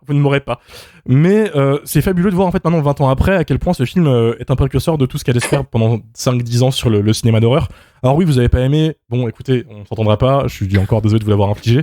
Mais je trouve qu'il y a vraiment plein de trucs très très sympas là-dedans. Je trouve que vous êtes super dur. Je trouve que c'est super bien joué, malgré le côté trop beau des acteurs, qui m'a un peu dérangé aussi. Hein. J'ai pas cru une seconde à ces jeunes qu'elle en concert. C'est des mannequins, comme l'a dit Mathieu. Mais à ma grande surprise, ça joue bien, surtout le stoner qui se fait malmener par le shérif dans une séquence qui est, je trouve, vraiment impressionnante, où le shérif lui ordonne de jouer dans le van le suicide. Et t'as une sorte de tension qui se crée, qui est folle. Et là, je me dis, putain, mais c'est fou. Ouais, ça, c'est totalement Early Hermé. Le mec est connu pour improviser énormément sur les tournages et pour imposer, entre guillemets, sa vision de la scène. C'est-à-dire qu'il tourne une première fois ce qui est marqué dans le scénario et une seconde fois ce que lui, en fait, a envie de faire. Et le mec est très très bon pour malmener et insulter les gens et les humilier. Au final, en fait, ça se termine par la personne qui est en train de pleurer et en train de faire des pompes à côté, tu vois. Mais du coup, là, c'est exactement ce qui s'est passé. C'est-à-dire que toute la scène qui se passe à l'intérieur de la bagnole, à l'intérieur du van, c'est une impro de Early Hermé, quoi. C'est ça. Et je pense que Jonathan Tucker, qui est l'acteur qui est en face de lui, est rentré chez lui le soir, il a juste pleuré sa mère. Vraiment. Mais, donc il y a des vrais moments comme ça qui marchent super bien, et ça me déçoit que la dernière demi-heure, ce soit en fait la final girl qui se fait pourchasser par Leatherface, parce que les gens, ils sont là pour ça, et c'est très dommage, parce que la première heure, pour moi, elle marche super bien. Voilà. C'est en effet année 2000, il y a des tics de réalisation qui sont de cette époque-là, que je comprends qu'on n'aime pas. Ils sont pas encore aussi excessifs que dans les films qu'on suivi. On n'est pas dans Saw, tu vois, avec les effets de montage, tout ça. Et quand je lisais vos vocaux, j'écoutais vos vocaux plutôt, qui étaient en mode c'est immonde, c'est vert, c'est mal monté, on voit rien. Moi, je vois le film. Après, je me dis, mais vous avez pas vu le film de Netflix par hasard, quoi? Pas franchement? Si, moi je l'ai regardé juste après. Oui. Ah bah, on y reviendra après si tu veux. Mylène, elle voulait des néons. Je vous trouve moi je voulais extrêmement dur avec il y a vraiment un truc qui manque, c'est qu'en fait, vu que l'image elle est uniforme et que tout est de la même couleur, en fait, rien ne dénote. Et je pense que vraiment, ils ont oublié ça, mais dans Massacre à la tronçonneuse, le premier, en fait, il y a des vrais, il y a des couleurs très vives et tout. C'est pas que du sépia, en fait. Les gens, ils ont zappé ça, mais les années 70, c'est pas du sépia. Et à un moment donné, vu que rien ne dénote, tu ne vois rien, il y a rien qui te marque. Et moi, ça m'a vachement frustrée, en fait. Je suis pas totalement d'accord parce que là où Massacre à la tronçonneuse de 74, c'était très, très jaune, tu vois, très orangé dans les lumières. Là, dans celui-ci de Marcus Nispel, les hautes lumières, elles sont plus bleutées, tu vois. Donc, il y a quand même encore ce truc de vouloir prendre un contre-pied. Et en même temps, le bleu, ça va plus être plus subtil, mais ça va plus détourer les personnages, tu vois, sur un fond tout sépia. Donc, je trouve que je suis pas totalement d'accord avec ton avis. Moi, j'ai eu un doute à un moment. Je me suis dit, attends, est-ce que le film il a été tourné en numérique ou pas? Parce que vraiment, tout est tellement plat, d'autant plus surpris que... encore une fois, c'est le même directeur photo, quoi. Oui, on dirait une série télé policière des années 2000. Mais voilà. Pas du tout, je trouve. Si. Moi, je suis pas d'accord. Si, de taxi. Je trouve. Revoyez les Cold Case, revoyez rien que le générique de Cold Case, c'est la même colorimétrie. Je vous jure. J'ai vu tous les NCIS. Mais non, je te promets. C'est pas pareil. Moi, je te parle des séries policières des années 2000 produites par Bruckheimer. C'est différent. Ok, autant pour moi, je m'aventurerai pas sur ce débat-là parce que je sens que je vais me faire démonter la gueule. Néanmoins, votre avis sur Texas Chainsaw 2003 est pour moi désastreux, je le dis. C'est un film qui est très efficace, avec une atmosphère vachement belle. Il y a des trucs vraiment cool dedans. Je vais laisser les auditeurs faire leur choix, ils iront le voir s'ils le veulent. Mais en fait, je suis choqué de voir votre avis qui est aussi extrême pour un truc qui est vraiment au final inoffensif. C'est pas d'accord. C'est pas un chef-d'œuvre, hein, c'est pas l'excellent film. Mais justement, tu viens de le dire en fait. Tu viens de le dire, Romain. Un truc qui au final est inoffensif. Oui. Et c'est justement ce que je reproche à ce film. Il est inoffensif. Alors qu'en fait, c'est le remake de Massacre à la tronçonneuse, bordel. Enfin, c'est censé, j'entends, en fait, mais t'es censé ce n'est sortir pas grave. de ce truc-là en fait avec les jambes qui flagellent. T'es censé sortir. Mais tu l'as dit toi-même, alors, c'est impossible de recréer Mathieu, la magie. Tu manges Ebola syndrome au petit déjeuner. Ce que tu retiens en fait, c'est un film qui passe les 3/4 de son temps à filmer le cul de Jessica Biel en contre-plongée. C'est ce que j'ai l'impression, quand je vous entends, Dario et Romain, je m'entends moi quand je défends Nouvelle Génération, le 4. C'est qu'en fait, vous avez retenu quelques fulgurances qui font que ça passe. Voilà. Mais en vrai, au global, c'est pas un grand film, quoi. Voilà. Et personne n'a dit que c'était un grand film. Je reconnais qu'il y a des fulgurances. Personne n'a dit ça, hein. On n'a pas dit que c'était un grand film. On trouve juste que vous êtes dans une extrême assez folle pour un film qui ne mérite pas cette haine. Je trouve qu'il y a des films de la franchise qui auraient plus mérité cette violence. Et si vous me faites chier, on les fera. Attention. Mais moi, je trouve que c'est un film qui est vachement efficace. Tu vois, je l'ai vu. Peut-être que je l'aurai oublié dans 2 mois, mais là, j'ai vraiment pas passé un mauvais moment. Je trouve que Nouvelle Génération est très efficace, mais je vais pas te dire qu'il a une atmosphère incroyable. Il n'y a pas de raison. C'est subjectif, j'entends très bien, mais je défends moi ce qui m'a plu dans le film. Il y a des plans d'atmosphère fabuleux. La cave, l'extérieur, la baraque, même le début dans le van. Bon, là c'est studio x 1000. Là-dessus, tu vois, faut quand même être honnête. Mais non, je vous trouve dans une sorte de même film. Mais tu te rends pas compte, Romain, Dario, il a aimé le film. Fallait au moins qu'on soit plusieurs pour pas aimer aujourd'hui, pour être à son niveau. Bien sûr, ce n'est que justice finalement. Ce n'est que justice. Après, depuis tout à l'heure, voilà. En fait, on le défonce, mais je reconnais quand même une chose, c'est que il a eu au moins le respect de ne pas tenter de refaire la scène de dîner à la fin de Massacre à la tronçonneuse. Oui. Au moins, on a échappé à ça, parce que ça, c'est juste impossible de refaire une scène pareille. Et voilà, c'est peut-être une des rares bonnes décisions de ce film de merde. On ne s'entendra pas de toute façon, et je propose qu'on passe à l'avis des auditeurs, parce que sinon, l'épisode c'est déjà 2h20, donc autant... Couper. Voilà. Sachant que, comme on l'a dit plusieurs fois, le film est bien encensé par la communauté. C'est un film qui est même vu. Alors attention, c'est la hot take de certains, je le respecte pas, mais je l'ai dit. Beaucoup de gens trouvent qu'il est mieux que l'original. Non. C'est ce qui m'a choqué. Ça existe. Parlez-vous, désabonnez-vous, au revoir. Mais achetez des labradors à tous ces gens. Hein. Un avis aussi catastrophique. Respectez-vous, des gens qui nous écoutent. C'est pas des gens qui nous écoutent, mais beaucoup de gens sur Letterboxd, Sens Critique ou des gens comme ça disent ouais, ça vaut l'original. Non. Alors je respecte cet avis. Voilà. Ils ont 12 ans et demi, c'est pas possible. On s'en fout, ils existent ces gens. C'est juste pour les balancer en pâture. Mais Mathieu, ça vient pas de l'âge. C'est pas parce que t'es vieux. Ça y est, on a tous un ennemi commun. Je rage quitte. C'est bon, il faut qu'on se réconcilie sur un truc. Tu vois, ce sera ces gens. Voilà. Il y a eu beaucoup de monde qui a réagi à la demande d'avis sur le film. Puisque c'est un film que beaucoup de gens ont vu, beaucoup de gens s'en souviennent. J'ai quand même fait une sélection qui est assez égale, c'est-à-dire qu'il y avait vraiment 70% d'avis positifs. Et évidemment quelques haters qui avaient tort dans le lot. Il y a Doumé Nadotti, qu'on salue au passage, qu'on a vu à Nanarland, et on le remercie encore d'avoir fait acte de présence pendant l'interview qu'on a fait de lui, dans les bonus. Très bon remake, bien méchant. Le Leatherface est imposant et impressionnant. La préquelle est encore meilleure. Oui, pour la préquelle. On aurait peut-être dû voir la préquelle en fait. Moi je trouve que Leatherface il est pas du tout mis en avant dans le film et encore moins bien filmé. Mais bon. Ouais, et puis les effets sur son visage sont dégueulasses. Romain Oulès qui a lâché un avis spectaculaire. C'est un peu la Valérie Damido du cinéma. Les fondations restent les mêmes, mais un petit coup de marouflette pour nous offrir un air de nouveauté. Une décoration moins rustique mais efficace, des nouveaux antagonistes, de belles portes d'entrée dans cet univers crasseux. J'adore. Ah, on la ferme là, hein.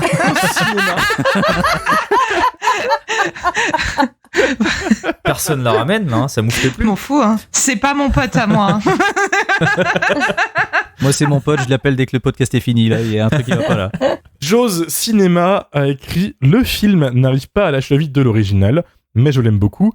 Un des meilleurs remakes des années 2000, avec une atmosphère lourde de manière différente de l'original, à travers une photographie et des décors lugubres. » Non mais ces gens l'ont pas revu. Ils l'ont pas revu, hein. J'en suis persuadée. Moi, je suis persuadé de ça. Revoyez. Je suis persuadé de ça. Je suis persuadé qu'en fait, toutes ces personnes, comme moi, comme beaucoup de monde, enfin en vrai, on a tous gardé le bon souvenir de notre visionnage en fait en salle à l'époque, et depuis 20 ans, on l'a pas revu. Ouais, après, moi, je l'ai vu hier et je suis d'accord. Hein, donc, Moi, voilà, pareil. C'est pas le même. Hein.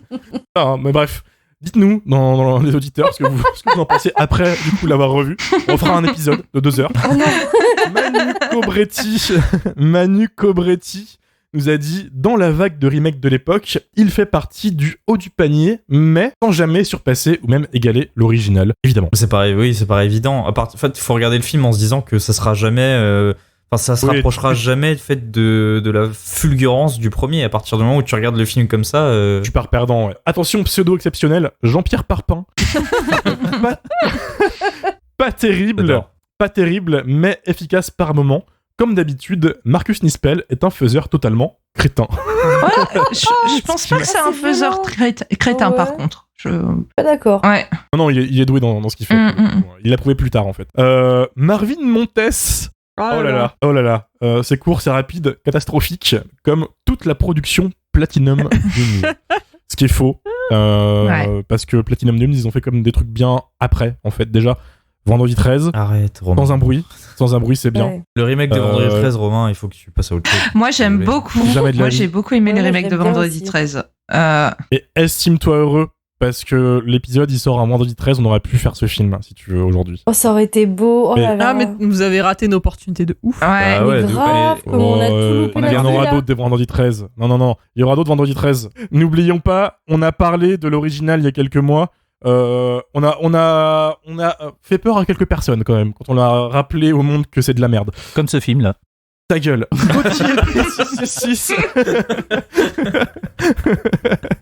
Gauthier B666 a écrit une balle dans le pied rien que sur le papier. Toute la puissance de l'original émanant de son identité de film fauché indépendant. Ce qui est vrai. Soyons francs. Julien Fabien nous a dit: ce n'est pas génial, mais je trouve ça moins mauvais que de nombreux films d'horreur des années fin 90, début 2000. Il pense à Scream là. Ouais, tu penses à quoi là? Vas-y, tu penses à quoi là? Est-ce que tu penses à Scream 2 Elevated Horror, qu'on salue et qui ont une très bonne chaîne YouTube au passage, ils sont lancés récemment, nous a balancé un mauvais film, un très mauvais remake, pas grand chose pour sauver le film. Voilà, merci. Quand même. C'est pour vous. Des gens raisonnables. J'ai fait une sélection plutôt honnête, comme le montre le prochain avis. Trivial Pompon, de la merde. J'ai posté exactement le même sur Insta. Je pouvais pas prendre le tien parce que du coup, voilà, ça faisait doublon, mais tu m'as en effet écrit de la merde.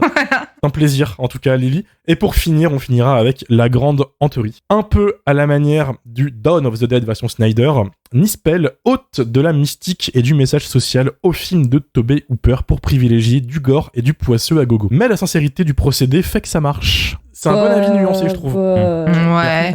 Il y a que les gens qui ont un peu aimé le film qui sont d'accord, donc je suis pas sûr. Tu me déçois. Voilà, je pourrais pas faire plus pour défendre le film. On va se quitter sur un petit point actualité pour Mélissa quand même. Qu'est-ce qui se passe ces temps-ci dans ta vie? Comment ça se passe chez Shitlist? Dis-nous tout. Bah écoute, cet enregistrement a pris du retard et je vais devoir regarder Intouchable après avant d'aller me coucher. Ça peut donner un aperçu de ma vie en ce moment. Et alors, Intouchable mieux que Texas Chainsaw 2003 ou pas? Difficile. Vrai débat. Moi je pense que je vais le revoir, je vais te dire. Je sais pas, hein. François il y aura Cluzet, peut-être moins de crachats. Hein. Ouais. Tu sais, ce genre de souci, ça n'arriverait pas si t'étais juste pas chez Shitlist. Bah ouais. Franchement. Bah ouais. Moi, depuis que je suis plus, la paix d'esprit. Ouais, mais tu devrais essayer. Ça m'a permis de me remettre, de me redire que la buzz, en fait, c'était pas bien. Alors que j'étais resté sur Alphonse Brown, gros banger. La puissance du bord du Nord, ouais. Et la chanson reste un banger. Et Scotch Beatman. On est passé de Texas Chainsaw à la buzz en 2 minutes et mon cerveau il vient de faire un coup. Voilà, donc c'est plutôt ça mon actu en ce moment. Donc on verra bien. Si j'ai survécu, j'ai réussi quand même à interrompre mon run d'Evangelion pour regarder la buzz. Est-ce que tu es allé écouter par curiosité la BO de la buzz? Non. Je te recommande une piste enregistrée tout spécialement par Vincent Desagna qui s'appelle Le Mentor par Scotch Beatman. Tu iras voir ça. Très bien. Voilà. Très bien, merci beaucoup. Ouais, non, là, j'ai dû l'écouter il y a longtemps parce que j'avais l'album, mais oui, pas depuis 2003, donc je réécouterai ça, je te dirai. Merci en tout cas d'avoir été avec nous. Mais merci pour l'invitation. Ça fut un plaisir. Merci d'avoir supporté visiblement ce film et cette équipe de rageux. Mais non, l'équipe, non, supporter le film, oui, mais l'équipe, non. Je déconne, je taquine. Merci à vous l'équipe. Merci à vous. On se retrouve la semaine prochaine avec un autre film qui va sans doute unanimement, je pense, nous mettre d'accord, qui est actuellement au cinéma, on n'en dira pas plus. Rejoignez-nous sur les réseaux sociaux, Jumpscarecast sur Twitter et Instagram, 5 étoiles sur Spotify, Apple Podcast. Nous avons aussi un serveur Discord, n'hésitez pas à venir nous faire un coucou dessus. Et on vous dit à vendredi prochain. Salut.